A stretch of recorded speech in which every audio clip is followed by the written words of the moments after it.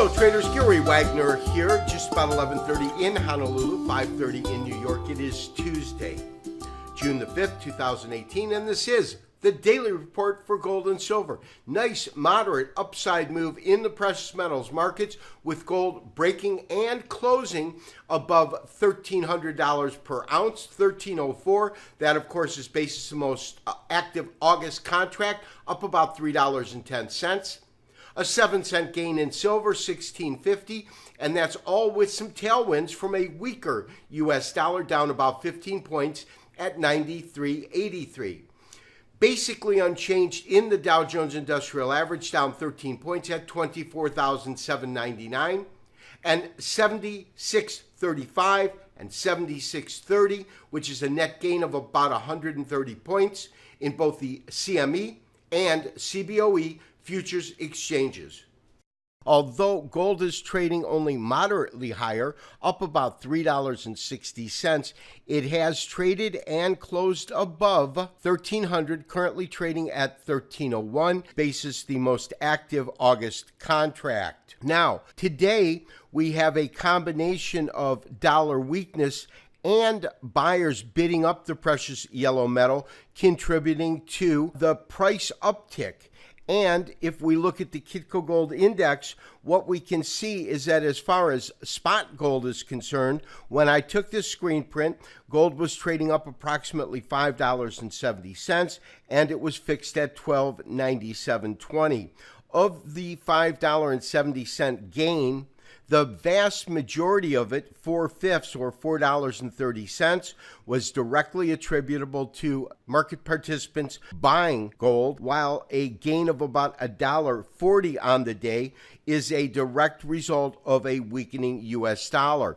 And it has been really dollar weakness that I believe began the whole process of gold finding some potential support, moving off of these recent lows that came in just at around 1288. And it now seems as though we have a new level of support in terms of lows. And as you can see, they come in roughly at 1292, right in that area. And that, to me, traders, is a pretty good bullish sign for gold. And traders, inasmuch as dollar strength or weakness is really the key to the future direction of gold, I've gone ahead and pulled up a dollar index chart. This is a standard candlestick format, and it is weekly candlesticks with a long data set for our fib retracement, which begins in 2014, July, when the dollar index was roughly at 80, up to these highs just shy of 104. Now, when we do that, we get a 38% retracement level.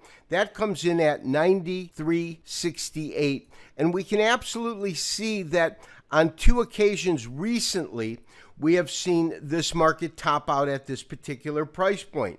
Back in October of 2017, the market came up to this price point, and we absolutely got a short-term top.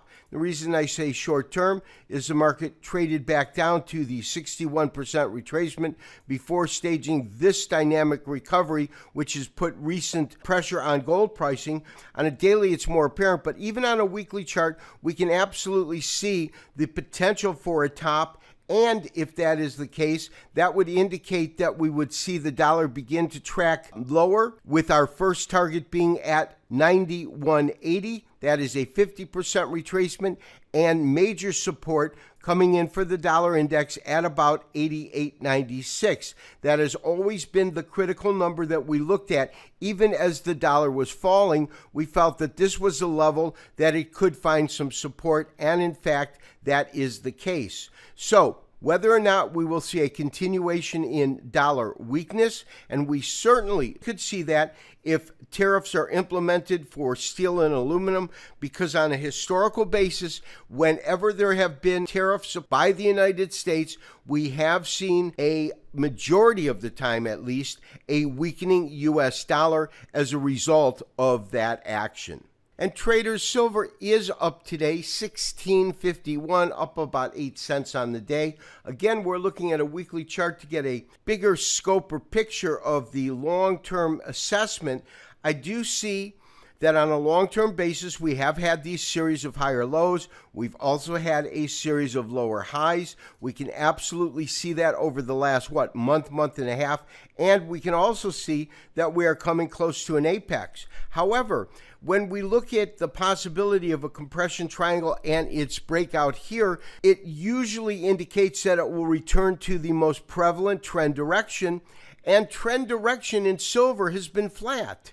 Because when we consider that this entire year has been composed of silver trading in this narrow and defined range, I find it hard-pressed to give you any kind of concrete determination as to whether or not we would see silver break lower or higher. I will say that I believe it will follow in line with the other precious metals, specifically gold. If gold breaks and moves to the upside, that should be bullish for silver.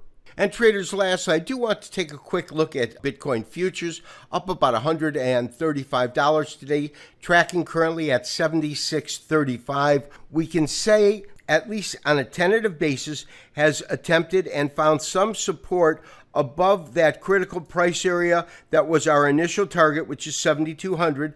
We see that on one occasion. This is a daily chart, but we did dip below that, trading as low as almost $7,000 per coin. But for the most part, Bitcoin futures have been tracking right at around 7,400 to 7,600, that range. And it's been that way for the last, say, 8 trading days.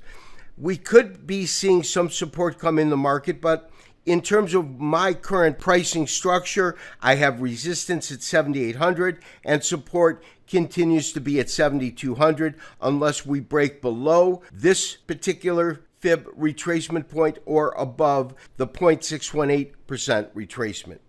Traders, today we had a moderate move in gold, but most importantly, that moderate move contained 2 key elements that I believe are very, very critical to us being able to have some technical evidence that we are re-entering a rally.